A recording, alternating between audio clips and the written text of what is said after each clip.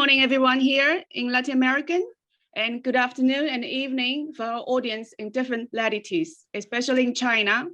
On behalf of EY and Chinese Chilean Chamber of Commerce, Industry and Tourism, CHICIT, I welcome you on our webcast, New Tax Scenarios in Chile.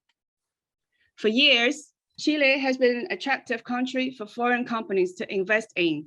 Nevertheless, the current presentation of a tax reform bill by the government early in July and the changing tax scenarios connected to the proposed tax reform, it's necessary to understand the key changes that this bill contains and may impact foreign investors. What are the main measures proposed by the bill? What's the purpose of this project? How would it impact foreign investment in this country? We're here today precisely to answer these questions along with a group of tax specialists that will explain the main key issues of this tax reform.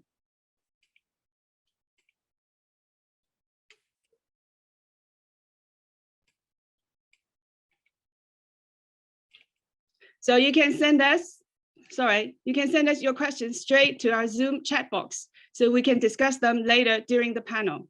And now I want to invite Juan Esteban Musalem, President of CHICIT, to address the welcome remarks. Buenos días a todos. En nombre de la Cámara Chileno-China de Comercio, Industria y Turismo, CHICIT, queremos expresar la más cordial bienvenida a todos los presentes para participar en este webcast que lleva por título Nuevos escenarios tributarios en Chile, el cual hemos organizado en colaboración con la destacada firma internacional de consultoría EY, miembro del directorio de nuestra Cámara. Chile, como muchos otros países, se encuentra en la actualidad cruzando por un contexto marcado por la incertidumbre en los mercados internacionales, a lo que se agrega una serie de circunstancias e iniciativas políticas y económicas internas que producen incertidumbre en nuestra sociedad. Dentro de estas últimas, la reforma tributaria en particular, impulsada por el actual gobierno, sobresale muy especialmente por sus potenciales impactos en la inversión tanto nacional como extranjera, uno de los puntales más importantes para garantizar el crecimiento económico presente y futuro de nuestro país. A nivel general, de acuerdo a datos oficiales de Invest Chile, cerró el primer semestre de este año con un total de 453 proyectos en su cartera, por un monto total de 24.762 millones de dólares.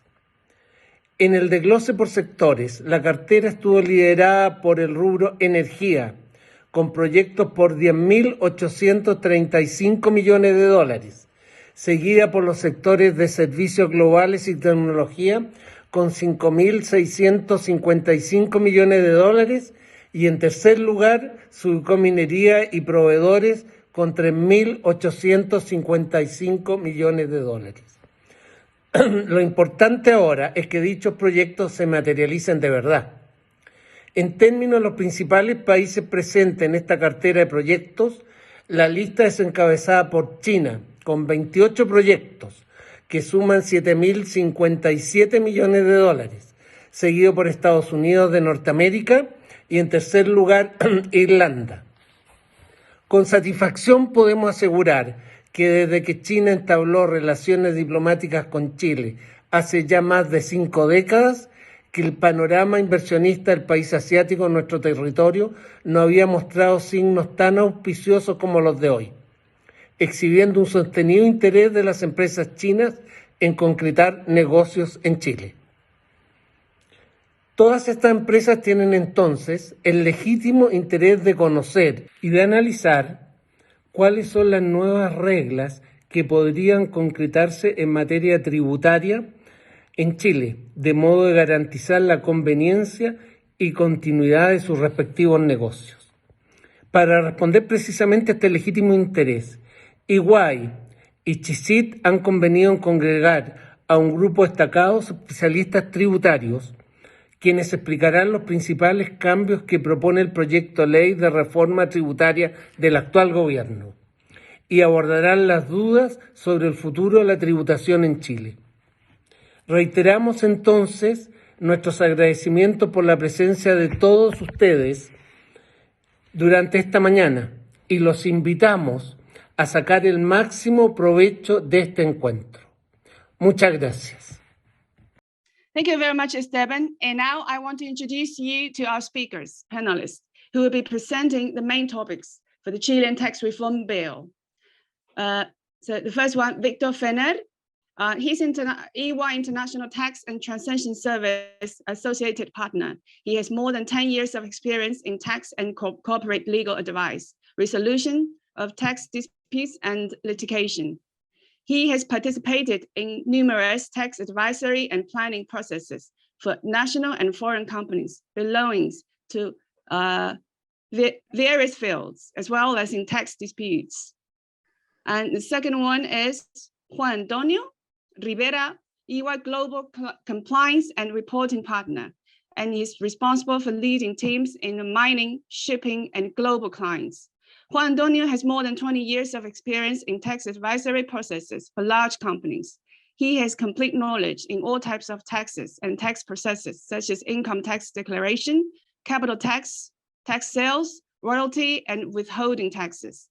He participated in an international rotation program developed at EY offices in New York, United States, where he worked for two years in the business tax compliance department. His main job was to support the different teams in the preparation of the annual tax returns for companies. And the last one is Janice Stein, EY Transfer Pricing Lead Partner, has been involved in transfer pricing and international taxation projects for over 15 years. She has led global and local documentation of taxpayers from multiple industries, with extensive experience in negotiation and preparation strategy to defend taxpayers on transfer pricing matters with local tax authorities. Janice also leads a multidisciplinary team of controversy transfer pricing involved in audit strategy, document preparation, planning support, BEPS advisory, and evidence review. This team is involved in several transfer pricing cases, APA negotiations, as well as ongoing audits led by the National Direction of the Chilean Internal Revenue Service. So I'll leave you then with Juan Antonio to start with the presentation. Antonio, please. Thank you, Ruth, and hello, everyone, and thank you all for being here. My name is Juan Antonio Rivera, as Ruth mentioned, the tax compliance partner here in EY Chile. We are really glad of having you here and taking the chance, to talk about a little bit about the main aspect of the new brand tax reform introduced by the local government. As you'll know, during last month, the local government informed and sent to the Congress a tax bill, which included several changes such as income tax law, individual taxation, wealthy tax, royalty on mining, VAT law changes, tax code, and GAR regulation. After reviewing the tax reform, which is around 241 pages, we realized that it was much, much wider than we anticipated. From an economist perspective, actually, the reform is planning to collect 4.1% of the Chilean GDP. Before you figure it out, that is a very, very, very large one. As EY, we have been very proactive in order to be in touch with the Ministerio de Hacienda, by sharing with them our thoughts and main comments that actually, and feedback that we actually received from our clients and within the analysis that actually we have done internally in EY Chile. So let's get started with the main changes on the income tax related in particular to the companies here in Chile. The tax reform is proposing now a reduction of the current income tax rate. As you know, today, big local entities are subject to 27% over a taxable income calculation. The reform reduces, the taxation to 25% by dropping it in 2% since 2025. So until that period, the taxation will remain at 27%. The good news is that the calculation of the taxable income has no significant changes, and some updates, maybe in the tax NOL calculation and limitation that we are seeing in a few, and new requirements on tax expenses. Therefore, all the accounting records and all related to NIC 12 figures and deferred taxes calculation should be reevaluated with the corresponding effects over the financial statements. The bill also proposes a new tax called development tax, which has a rate of 2%, calculated over the same taxable income. So it was a new treatment now we are seeing in this proposal. According to this reform, this tax would correspond to the difference between the 2% of the taxable income less or by deducting some expenses or disbursement, and that qualifies as an investment in productivity, of course, paid during the particular year.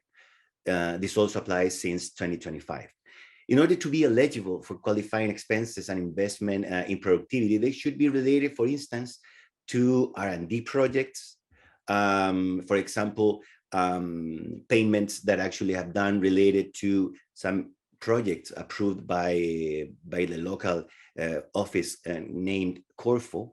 As you know, in Chile, we have a possibility to get some approval for some projects that actually are related to R&D here in our country. And now the idea behind this 2% tax would be pushing, all the entities to develop more and more projects that actually improve technology, improve the productivity within the company. Other way to pay this 2% tax would be some IP license, for example, high technology or some acquisition of fixed asset of services within Chile to local providers that actually has a huge component of technological part. And the other part would be maybe some payments related to industrial property application. So there are several ways to pay this 2% tax. And another way could be potentially some ISO certifications. Therefore, it is important to mention that this 2% tax could be either paying tax in cash, sorry, or pay with these expenses or investment in productivity. Therefore, in order to be as effective as possible from an income tax perspective, every local entity should evaluate the possibility to invest in productivity instead of paying the 2% in cash. This 2% in cash cannot be deducted as an expense. Therefore, there is an impact on the effective tax rate as long as the 2% cannot be used as credit for, let's say, for the final taxation. Therefore, there is an impact there to be evaluated. The government also is proposing a new structure over the final taxation. As we know today, in Chile, we apply the total taxation based on two levels: corporate income tax at 27%, and then the final taxation is calculated upon dividends remittance. This is the way that we apply since 20 years as of now. At this moment, the foreign investor pay, the final taxation at 35% by offsetting the payment with the corresponding income tax paid by the entity. So this is the way pretty much that actually we are familiar with. Depending on the country now, where the final shareholder is located, and if a double taxation treaty is in place, the total burden can go from 35% up to 44.45% if the final shareholder is not located in a treaty country. Later on, I will explain the calculations to see how this system works. the current system is called semi-integrated, since the income tax credit can be claimed, the income tax credit paid by the entity can be claimed as credit for the final taxation calculation. The proposal of the government corresponds to create a new disintegrated system by proposing a new tax over dividends, totally disconnected from tax paid by the local entity. This system is called dual system or disintegrated. In this case, the final shareholder is either a Chilean individual or a non-treaty country foreign shareholder. The dividend tax will be a 22% withholding tax at the moment of the remittance. However, in case of the final shareholder is located in a treaty country, the final taxation would be 35%. And here there is a deemed dividend credit for the 25% paid by the local entity. In this case, for sure, the final taxation should be at the end 35%. So no matter what, if the final taxation or the final owner is a Chilean individual or a non-treaty country entity, the withholding tax for dividends would be 22%. If the final owner is located in a treaty country, the final taxation would be 35% by deducting the corporate income tax credit paid by the entity. For sure, there is some ledgers here that actually are now in place. So it is important to mention the new compliance is also introduced by creating new ledgers that local entities will have to keep record of. If you already know the current system, the semi-integrated one, chances are that you are familiar with the concept RAI ledger, where you keep record all the accumulated taxable profit that had not been distributed to the shareholders so far. And the SAC ledger, where companies keep record of the income tax credit attached to those profits. Since 2025, and applying several rules up to 2028, new ledgers are introduced and should be accounted by the local entity in order to keep record of the new tax profit. The new ledger named RUA, where the taxable income should be recorded. The new ledger called RDT, which is the new temporary difference ledger that according to the bill, the difference between the accelerated and regular depreciation should be recorded. And finally, the REX ledger, which also is now part of the system, where the entities are accounting the profit exempt of taxes. So this is pretty much like a summary of the income tax that actually is going to be applicable now. So let's see just a quick example of how the system works as of now, and by comparing it with the new taxation system. Let me check here. As we mentioned, we have this new dividend tax over the final remittance. Here is the current regime, or the one that would be applicable up to 2024. Let's take an example of a taxable income of 100. Let's compare a scenario where a company is located in a tax-friendly country with double taxation treaty with Chile, on one without double taxation treaty with Chile. Okay, so let's see that we have in Chile a taxable income for 100 today. So the company pays 27%. So the net dividend would be 73. Therefore, if they are paying that money out from Chile, the final taxation or the withholding tax should be the 8, getting at the end a total tax burden of 35%. However, if the entity is located in a non-treaty country, same taxable income here in Chile, 27% as an income tax, 73 would be the dividend.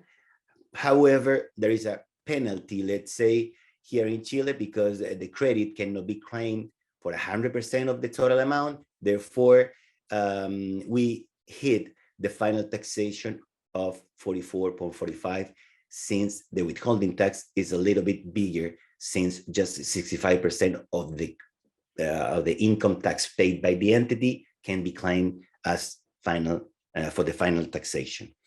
What is proposing now? There is a proposal that actually says, okay, maybe we're going to change, the approach. Now the company pays taxes, and the final owner or the final shareholder pays a different tax based on the dividends without connecting the company's taxation with the final taxation. So let's see, for example, with double taxation treaty, $100. Here now we have a new income tax rate, 25%. And here is the development tax, which is the 2% over the taxable income. So the net dividend is 73%. And by calculating, the way that actually the law mentioned for the withholding tax, the final taxation here would be 36.45. It should be 35%. However, since the development tax cannot be used as credit for income tax purposes or for final taxation purposes, there is a negative impact over that particular amount. We are going to see in a few how this 2% works in the scenario that is not paid in cash, as this particular figure shows, instead of paying in expenses in high technology. So now let's see with double taxation treaty for 100, an income tax of 25%, development tax of 2% paid, in cash. And at the end, without double taxation, you have to pay the 22% withholding tax by reaching a 43.1% effective tax rate here in Chile. So now let's see what happens if the entity is able to pay and invest in technology, pays the 2% instead in cash with, expenses on productivity. And under that scenario, so the entity is not obliged to pay the 2%, since the 2% are recognized as expenses here in the 100. Therefore, the final taxation would be based on a net dividend of 75% by hitting the 35% final taxation. In case there is no double taxation treaty, you have to pay the 22% withholding tax by at the end having 41.5 final taxation. Therefore, in order to be as effective as possible, the idea would be investing in technology in order to not to pay this 2% development tax in cash, and use it in order to maybe invest in some internal projects, R&D, new IP license, and stuff like that. Okay, let me see. And another change that would be important to mention, it is some changes on the tax NOL carry forward. We have seen now in this proposal that the government is proposing an update here. It is important to discuss a little bit about this tax NOL carry forward. Sorry. As of now, in our legislation, there is no limitation at all for carry forward tax NOL. It does not expire. There is no statute of limitation. In fact, 100% of the accumulated amount can be claimed in order to offset a positive taxable income until the NOL is exhausted. The proposal states a limitation in order to offset positive tax income in the future, and the deduction of the losses will be limited to the 50% of the taxable income. This for sure is a significant change for many local taxpayers that are now in a tax NOL position, since even though it does not expire, it will represent a much longer utilization. This for sure will impact over the cash flow on several projects, since they are going to start paying taxes in a short term that was planned out, and the tax NOL will be recognized in a long term with a corresponding effect in the financial statement, and perhaps some tax accounting evaluation, in particular, some valuation allowance on deferred taxes recognized. Okay, even though this is a progressive change, the initial year will be in 2024 with a 75% limitation. After that, we move to 50% limitation. So this is pretty much the main updates in terms of income tax. So I'm passing now the presentation to Victor, who is going to discuss more topics on the reform. Thank you, Juan Andres, for the clear explanation. I'm very happy to be here. Thanks for allowing me to share a couple of thoughts about additional measures that the bill contains in this tax reform. I'd like to start by mentioning perhaps one of the most controversial measures that the bill includes. This is something that we know from a couple of days ago that the government is intending to change, because apparently they saw that it was quite over the top and its effects will affect so many companies and taxpayers much beyond what was anticipated. This measure has been called by the bill taxation over undistributed taxable income. Its objective is to work as an interest rate on undistributed profits, because in Chile, undistributed profits are not subject to final taxes, and therefore final taxpayers, shareholders or foreign companies, can defer their taxation by not distributing taxable profits from the companies they invest in. This is something that is not a new idea, because in Chile, so many companies left their profits reinvested in the companies, and therefore the government has assessed that personal taxation or final taxation is quite low in comparison to OECD countries, and therefore they were looking after measures that would become an incentive to shareholders to bring those profits to them and therefore pay their final taxes. So what was proposed here as a way to encourage the distribution of profits from companies was to charge a 1.8% rate on undistributed profits. By undistributed profits, the bill means all profits registered in the new accumulated profits registry, plus the difference between accelerated and normal depreciation. And this tax, this special tax, which has been called by many a covered or a dissimulated a wealth tax on companies, would only apply to companies which annual income comes in more than 50% from passive income or passive sources. This means that holding companies, for instance, that receive dividends, interest, royalties, certain capital gains, lease of real estate, among others, would qualify to be taxed with this 1.8 rate. This is something that, as far as analysts and ourselves have calculated, will have a quite huge impact on companies. This will disincentivize holding companies. It will make very expensive to keep holding companies, and the bill does not distinguish whether the accumulated profit this tax will be levied on has been reinvested or if it was used to pay debt, and therefore is not. It might be the case that companies that have to pay this tax actually do not have the cash to do it, because all the profits were reinvested or used to pay debt. That's why this measure was quite controversial, because it was a quite high burden. This is something that would be imposed every single year on whatever accumulated profits these companies with passive income have.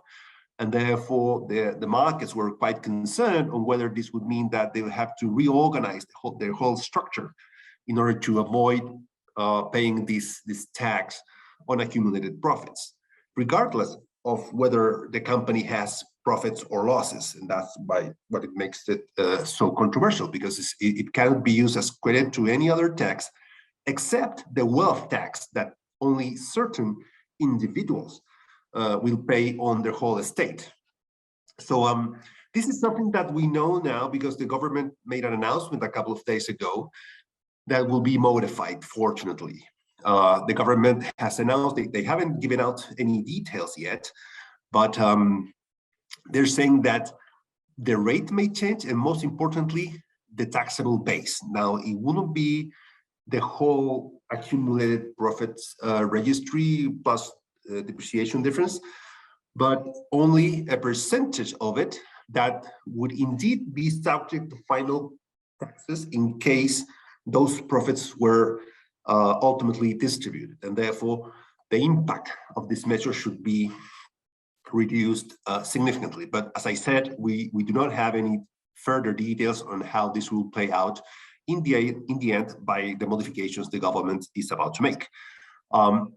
Next, we have probably as a way to compensate for this or to motivate taxpayers to distribute their accumulated profits, we have a new final bonus tax, as we have called it.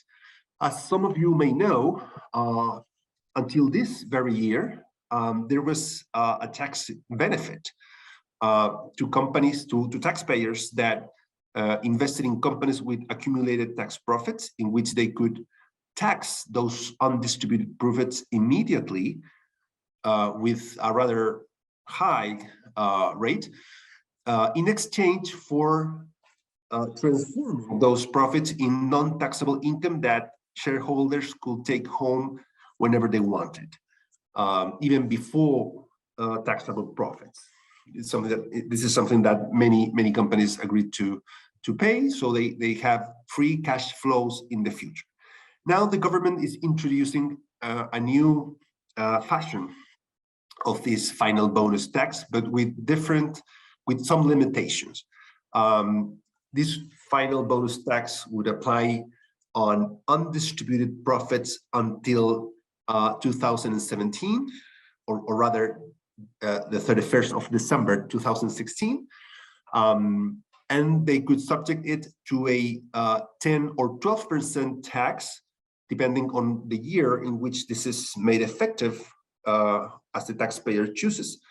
And upon paying this 10 or 12% on undistributed profits, those profits would also become non-taxable income, but it won't be able to be distributed with preference or before taxable profits that have not paid final taxes. This means that companies may register non-taxable income, but if shareholders want to take that income home, then they will have to first distribute taxable profits. That's why this apparently, or at first sight, this new bonus tax is not as attractive as the one that we have until this year was. Now, it is very important to keep in mind, because it might be key to take the appropriate decision, that in the first years, the 1%, the 1.8 rate tax that I mentioned before will apply from 2024, from 2028 over the profits that are generated between those years, 2024 and 2028. However, from 2028 onwards, all accumulated profits prior to 2017 that were registered in a different registry to the new one, which is the RIDE registry, will be merged into the accumulated profits registry. And that means that from 2028 onwards, the base of the 1.8 tax, 1.8% rate tax on undistributed profits will increase dramatically.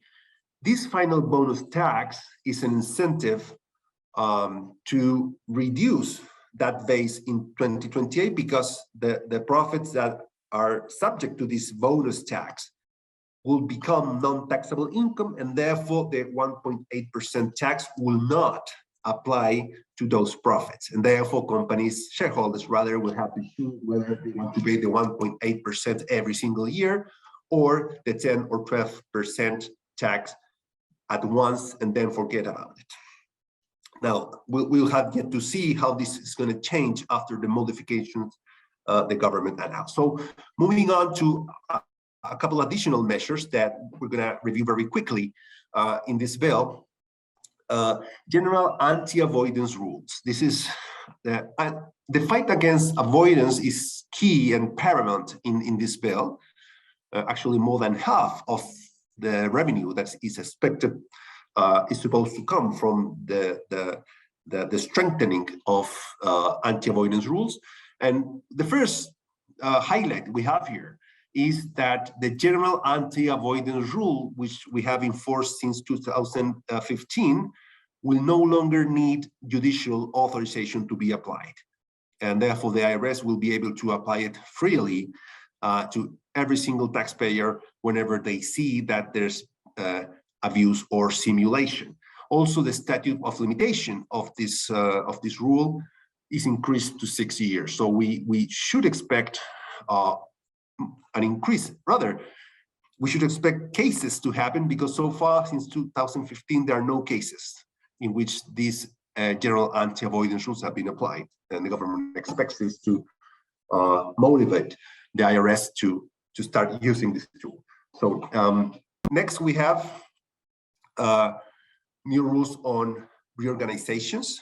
Basically, in order to every single reorganization to be tax neutral, will require the taxpayer to justify a legitimate business reason. Also, there are a few changes in the capital contribution requirements to be tax neutral that are not that clear, but in terms that the extent of the requirements is not clear. But I think the main feature that we can highlight is the new legitimate business purpose requirement for any reorganization. Also, and this has been also quite controversial, the bill is intending to limit foreign tax credit dramatically. This is something that the government also announced that will change.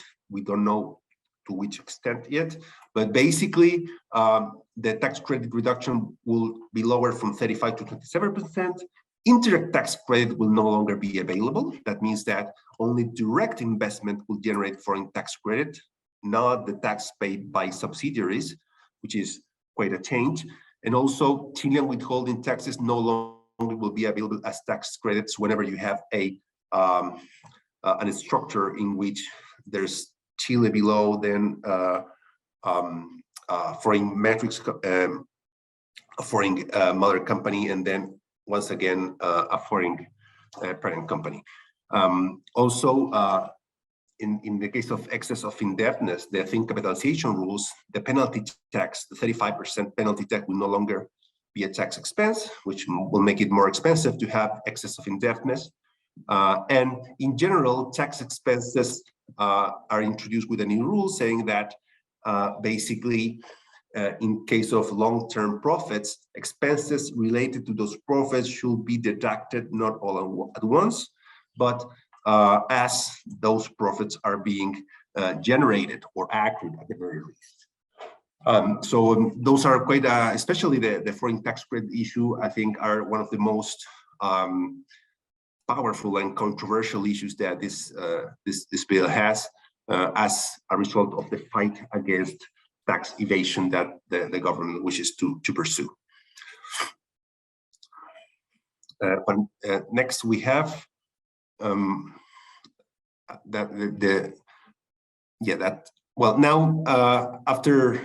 after that, I think those are the main features that I wanted to discuss with you. Thank you, Juan Antonio, for passing the slides. And now I'm giving the floor to Janice Stein to speak about some other additional measures in regard to especially transfer pricing.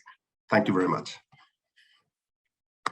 Thank you, Victor, and good morning, everyone. So we're so happy to having you in this webcast. As Victor mentioned, I'm gonna share with you certain modification that this bill is proposing, basically related to transfer pricing and other matters that are quite linked to transfer pricing. So I'm gonna start with the other matters.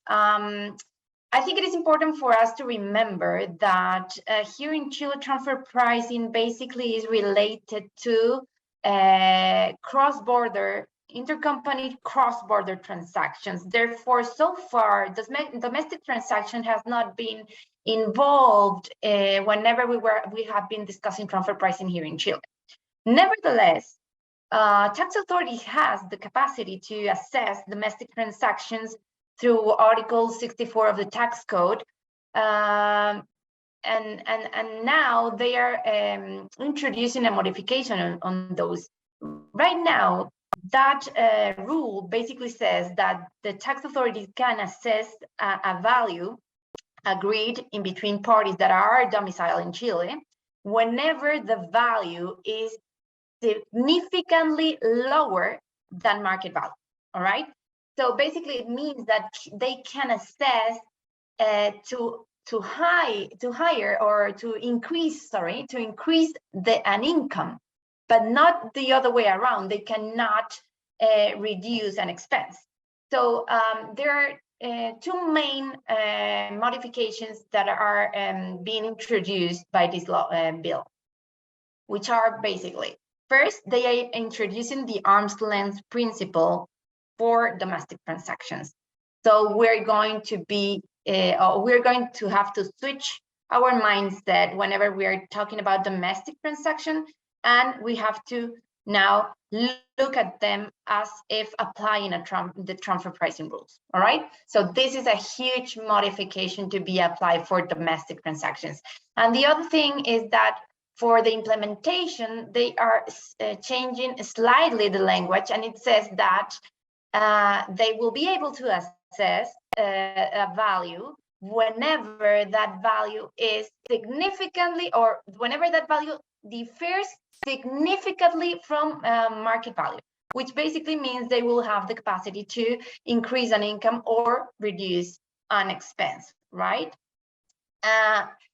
Additionally, they are proposing to determine that market value through 4 different methodologies that are being defined there. 3 of those methodologies are basically linked to evaluating assets such as entities, companies, intangible properties. And they leave a 4th method that basically is related to any other methodology that can be used to assess or evaluate any other transaction. So there you will have methodologies just like the ones that are included in transfer pricing rules for analyzing, for instance, transactions like financial transactions, service transactions, or probably purchase and sales of goods, which are the more regular transactions there are in the market, right? In addition to that, it says that now taxpayers will have to keep the documentation that will contain the reasons why they have selected one methodology and rejected the others. Of course, the results of applying those methodologies, which will be based or will be the base to define whether the prices agreed differ, right, or significantly differ from the market value in order for the taxpayer to say whether it complies or not with the arm's length principle according to how it is written by this new portion of the Article 64. So basically, it is a transfer pricing report. So I think this is a huge change, and we will have to be very careful whenever we are facing domestic intercompany transactions, that we will need to perform these evaluations or analysis and keep the corresponding documentation to support it. There's another addition here that is quite important, and that is the self-adjustments. Whenever this analysis to be performed indicates that the values does not align to what it is understood as market value, then this modification also will allow the taxpayer to make a self-adjustment, which basically means that Even though the books can be closed, you can make an addition or a modification or an adjustment, it's the best word, to the taxable income in order to recognize the difference that has been defined by applying these methodologies. The catch here is that one will only be able to perform this adjustment only increasing the income, the taxable income, and not reducing it. Whenever we are in the reduction scenario, not for here, but for cross-border transaction, we can talk about the popular APAs that I'm gonna talk about it later. So those are the main modifications that I think are quite important, quite relevant for domestic transactions. And now I'm gonna tell you a little bit more about transfer pricing as it is understood here in Chile, which basically correspond to cross-border transactions. The main change here to be shared with you is the introduction of the interquartile range. So far, the tax authority has been applying interquartile range whenever they are auditing transfer pricing, even though it is not stated in the law. But this is a regular practice within the region. If this bill is to be implemented, we will be basically, or Chile, we will be basically aligning to the whole region. Mexico has it, Peru has it, Colombia, Argentina, and so on. So everybody applies interquartile range whenever we are dealing with our market value range of observations. All right, which basically means that we will only use the central 50% of a range as the market value or the range of market values. Another disposition that is going to be added or that is being proposed is the self-adjustment. The same way as I mentioned before for domestic transactions will be applicable here. So whenever one defines that after performing the transfer pricing analysis, there is an evidence that says that the values agreed in between the parties is not aligned to market values, one will be able to perform a self-adjustment to modify the prices, but only if that modification will imply an increase in the income, the taxable income. All right, doing this will not trigger the 40% penalty that is defined by law to be applied whenever we make transfer pricing adjustments. So if we make a self-adjustment, no 40% will be triggered, and the way to do it will be to increase the taxable income. And as I said before, we will not be able to reduce it. Another mechanism is in place, which are the APAs that I'm going to talk about a little bit further on. Then the other concept that is being added are the adjustments per se. And this is basically in an audit framework. So whenever the tax authorities start a transfer pricing audit, there will be two periods in time that we should consider. The first one is before the tax authority issues an assessment. And in that moment, the taxpayer with the tax authorities will be able to negotiate in order to make an adjustment within the interquartile range, but at any point of the interquartile range. Of course, it will be subject to the 40% penalty, Article 21, because we will be already in an audit situation, right? But we will be able to, let's say, choose or negotiate at any point within the interquartile range. The other point in time will be when the tax authorities has already issued the assessment. And in that moment, the adjustment will be only to the median.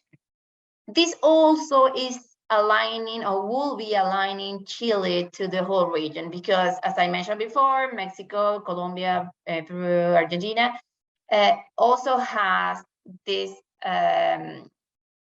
this way to adjust the transfer pricing in their local rules. Basically, whenever the taxpayers does not, or the values determined does not align to arm's length principle, the adjustment is straight to the median. So we will be aligning with the whole region. The other modifications or additions that this bill is contemplating related to transfer prices is related to APAs, or the agreements in which taxpayers and tax authorities agreed upon a transfer pricing policy, or a transfer pricing economic analysis for specific transactions or all the cross-border transactions of the company. These agreements basically says we agreed upon a certain scenario, and for instance, you can target a margin of the company, and we will recognize certain mechanism for you to achieve that target of operating margin. This is an example because there's a lot of modifications or a lot of cases for negotiating and getting into agreement for an APA. In terms of APA, what they are adding is that basically giving instructions on how to perform the pre-filing. Pre-filing is a prior stage before actually requesting an APA to the tax authorities. And they say, you can, as taxpayers, you can come to us, inform us about the parties that will be involved in the APA, the transactions, and the economic analysis that will be contained in the APA. And they will have 2 months to respond whether this case is viable or not, or could be seen as a potential APA approved by them after the whole negotiation process. So this is bringing some clarifications on that ground. The other modification that it will be really relevant is related to the term associated to the APAs. So far, whenever a taxpayer requests an APA, the term of that APA will be 3 years plus the year in which the APA is requested. So if for instance, I go and request an APA today, it will be this year, 2022, plus 3 more years, even though the negotiation could take a couple of years to finish.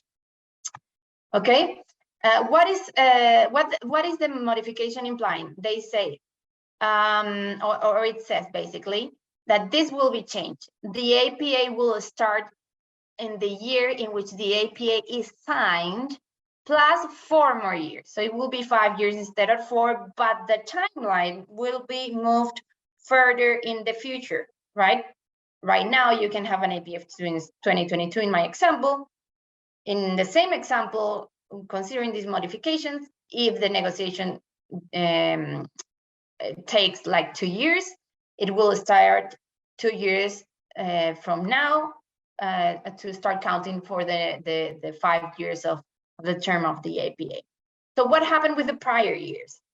They are adding a new concept, which is rollback, which is something that the OECD also contemplates, and most of the countries that has APA has it, that basically says you can apply the agreement negotiated within the APA for up to 3 prior years from the APA. But there is a catch, and the catch is that if the prices or the margins or whatever the methodology you apply to define the transfer pricing for those prior years is different from the one that is being agreed in the APA, the 40% tax rate penalty will be applied for those differences.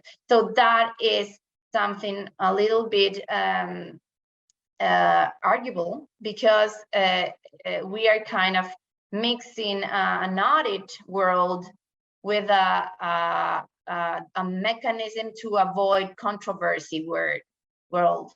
So I think that could be something not that positive. Also, just a quick review, they are also including certain mechanisms to track the application of APA, for instance, the revision every year, how is it going to be reviewed, etc., which is also quite clarifying. And there's a final modification, or a final of the main modifications to be added for transfer pricing, and that is that right now, whenever we request, or a taxpayer requests an APA, the tax authorities will request certain information to be delivered to them. And once they finalize that request, they issue a certificate indicating that they have received everything that they have requested. And from that moment, they have 6 months to reply whether they accept or reject the APA. Now, what this modification is saying is that 6 months will be increased up to 12 months. So as a sum up, we will have probably a negotiation period that will be a little bit extended, and the APA term will be further in the future, with this potential or possibility of requesting a rollback for the prior years, but with the catch-up that I mentioned before, that will probably a 40% penalty will apply on the difference for those years related to what has been agreed upon in the APA. So basically, that is it. Ruth, I give you the mic, and thank everyone for joining us. Thank you very much, Janice. And thank you very much again to Victor and to Juan Antonio for your presentation on these topics that I'm sure that certainly has caught attention for foreign investors as the reform tax bill is being discussed now. So it's been very interesting, very intense, and very educational and informative stuff, what we have been going through today. So now it's been 1 hour, so let's move to the next Q&A section. And I see a couple of questions already here in chat box, and then due to the time limit, we just go through a couple of them. All right, I think this one so let's start with Juan Antonio, if you don't mind. Here is one for you.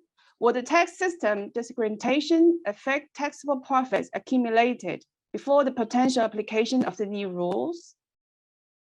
Juan Antonio, you're yeah, I'm here. Thank you for the question.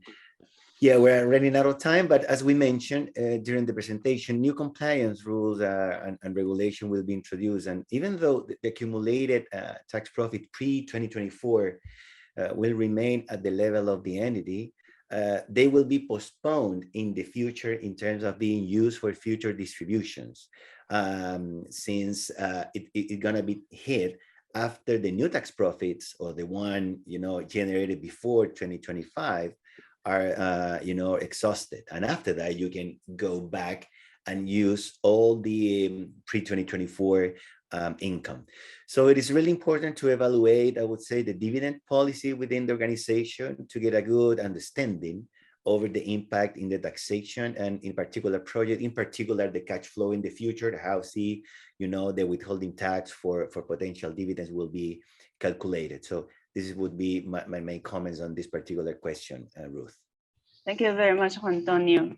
And I think there's another one for you, if you don't mind to take care of it. So the second one will be, what will be the impact of the NOL, I believe it's net operating loss, limitation over long-term projects or investments? Okay, it is for sure case by case, but the impact would be first from a cash flow perspective, since likely some projects would be starting paying taxes right away as soon as the reform is in force, since the limitation of the 50% of the taxable income. So even though you have a huge tax NOL, in the future it will be limited to the taxable income in a particular year. So it could be a real challenge to be faced by the administration here in Chile.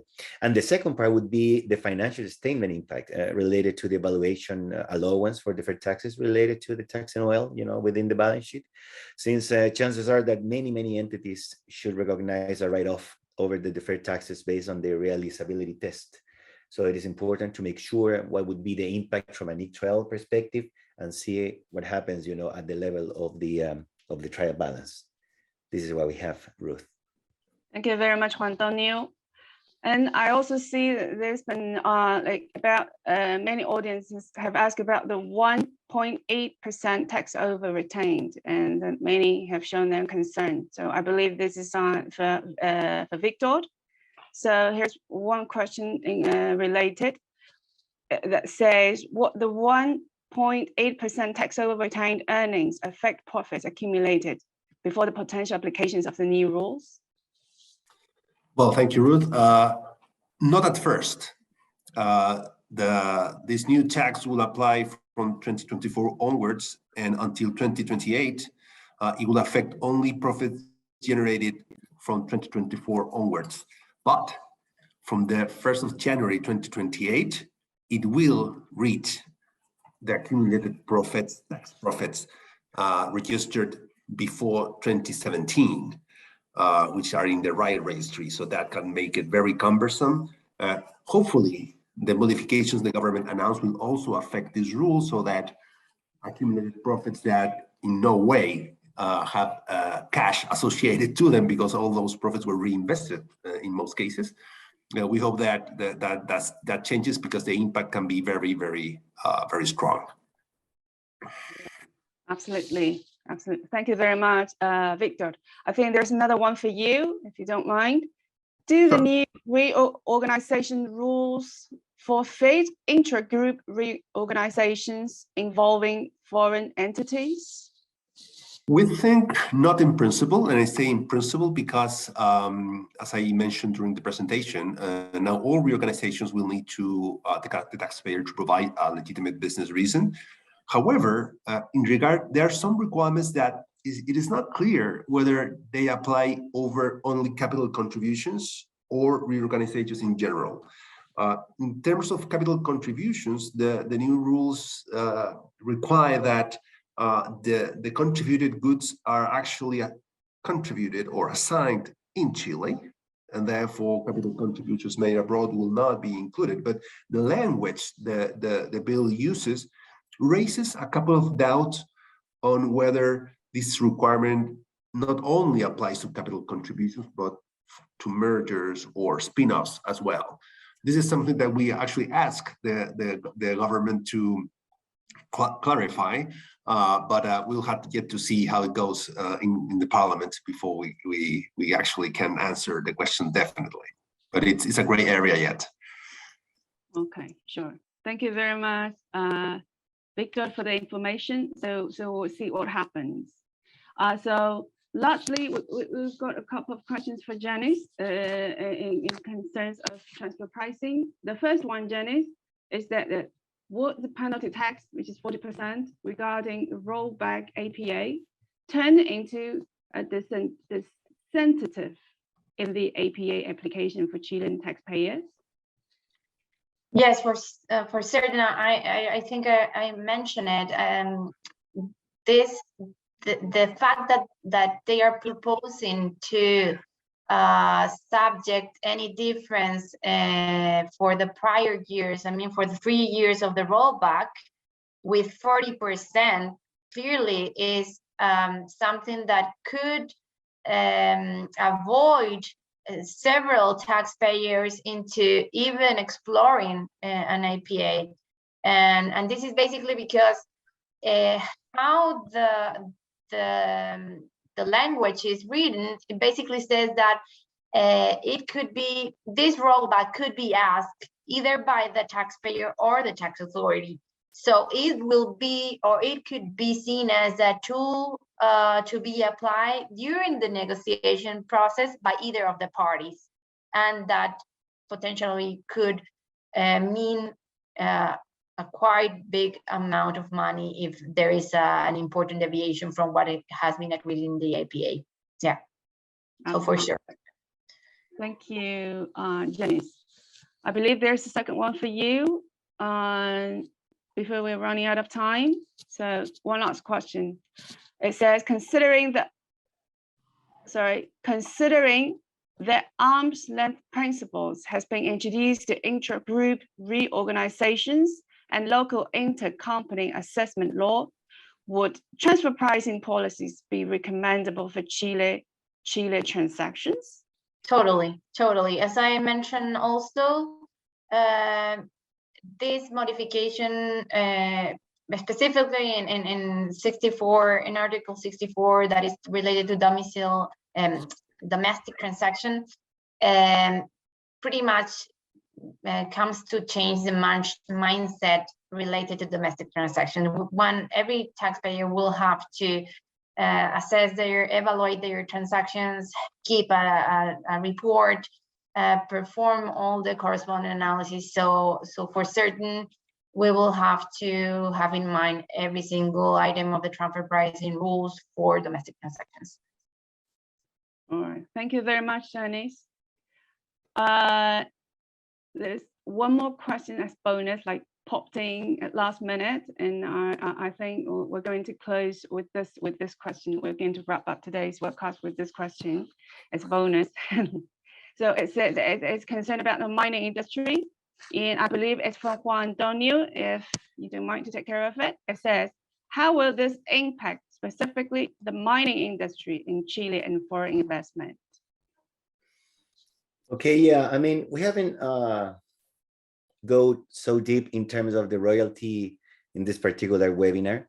However, I would say that according to the update that actually the local government introduced to the already discussed bill that is in the government in the Senate at this moment, the regulation get rid of the current mining in specific mining over or specific tax over mining industry, and now the regulation is proposing a new taxation over mining industry, in particular taking into consideration two big elements. One, an ad valorem tax, which is calculated over the gross revenue of the entity, depending on the size of the entity. So the big mining entities would be impact for this new regulation. And the second part of the royalty would be related to the profit, in particular, profit that actually is calculated in a specific ways, since they are not allowed to deduct, for example, depreciation and other starting up expenses. Therefore, what the regulation says or is proposing is a huge, increase over the taxation. Therefore, it is something to take into consideration. However, we are going to have like an incoming webcast for discussing in particular, the main effects over the mining industry in a few. Super. Thank you very much, Antonio. So please be attentive for our upcoming webcast sessions. So we'll be informing. So with that said, I think we come to the end of today's webcast. It's been a great honor to have you guys today with us to share it, to walk through all this information. And I hope it's been very, very useful to take into consideration when it comes to the upcoming investment planification or decisions. So thank you again very much to Victor, Juan Antonio, and Janice. It was very interesting and fruitful conversation. As we're running out of time, so please allow me to thank all of our speakers for sharing their points of view, and to CHICIT for accompanying us or to help us to co-organize this event. And then most importantly, the audience for joining us today, for your time, for your comments, for your questions. So I hope you enjoy our next webcast as well. And thank you very much, everyone, and goodbye. Have a great weekend. Bye, everyone. Thank you very much. Thank you. Bye-bye. Thank you. Have a great day. Bye-bye.